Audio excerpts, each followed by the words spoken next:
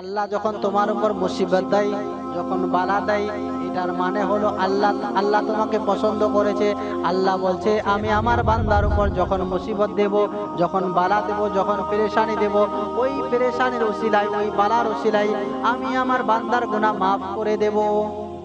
আল্লাহ তাবারক ওয়া তাআলা বলে, বান্দা যখন মুসিবতে পড়বে, পেরেশানিতে পড়বে, বান্দা যখন মুসিবতে পড়ে নামাজের জন্য যাবে, মসজিদে যাবে, 2 রাকাত নামাজ পড়বে, নামাজ পড়ে আমার আল্লাহর বারগায় হাত দুটা উঠাবে, হাত দুটায় উঠে বলবে, ও পরওয়ারদিগারে আলম, তুমি তো জানো আমি গুনাহগার, আমি বদকার, আমি খাতাকার, আমি জীবনে কখনো নামাজ পড়িনি, আমি জীবনে কখনো রোজা রাখিনি, আমি জীবনে কখনো ভালো কাজ করিনি, কিন্তু আল্লাহ তুমি তো এটাও জানো আমি তোমার বান্দা, আমি তোমার হাবিবের গোলাম, আমি কখনো নামাজ পড়িনি।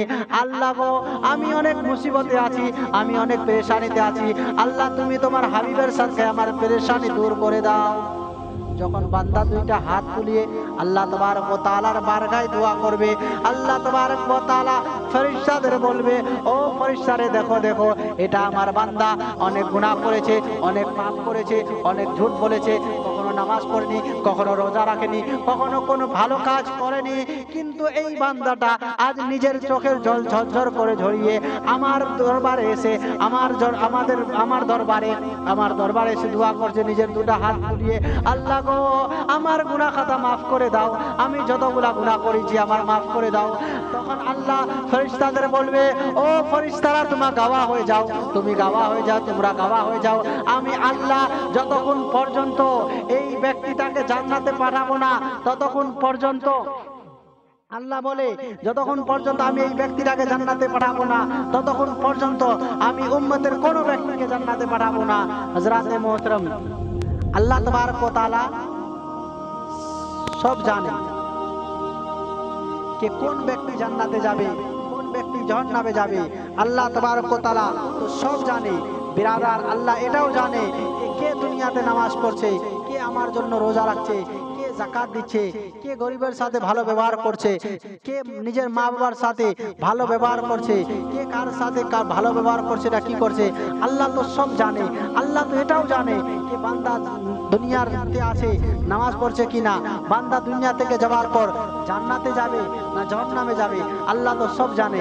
কিন্তু তাও বান্দা মরার সাথে সাথে আল্লাহ তাকে জাহান্নামে দেয় না, আল্লাহ তাকে জান্নাতে দেয় না, আল্লাহ তাকে কবরে রাখে। কবরে রাখার পর একটা লম্বা প্রসেস দেয়, প্রসেস দেওয়ার পর যখন কিয়ামত হয়, হাসরের ময়দান হয়, আল্লাহ তাবারক ওয়া তাআলা আমাদের গুনাহগার উম্মতের জন্য হাসরের ময়দান দিয়েছে। যখন আমরা গুনাহগার উম্মতি, আমাদের কিছু উপায় থাকবে না, যখন নফসি নফসির আলম হবে, তখন আমাদের হাবিবকে আমার রব্বে জুল জালাল ডাকবে আর বলবে, এ আমার হাবিব, তুমি যাও, তোমার যেই উম্মতিকে জান্নাতে দিতে চাও তুমি দিয়ে যাও। আর আমি আমার আল্লাহ নিজের হাবিবকে বলবে, আর একটা উম্মতির হাত ধরবে, আল্লাহ একটা উম্মতিকে জান্নাতে দেবে আর বলবে, হাবিব খুশি হলে নবী বলবে, না না আমি খুশি হইনি, আল্লাহ আরেকটাকে জান্নাতে দেবে। এইভাবে আল্লাহ দিতেই থাকবে। আমার নবী বলবে আমি খুশি হইনি, আল্লাহ বলবে হাবিব খুশি হলে, আমার নবী বলবে আমি খুশি হইনি, আল্লাহ বলে আমার হাবিব খুশি হলে, নবী বলবে আমি খুশি হইনি, যতক্ষণ পর্যন্ত সবাই উম্মত জান্নাতে যাবে।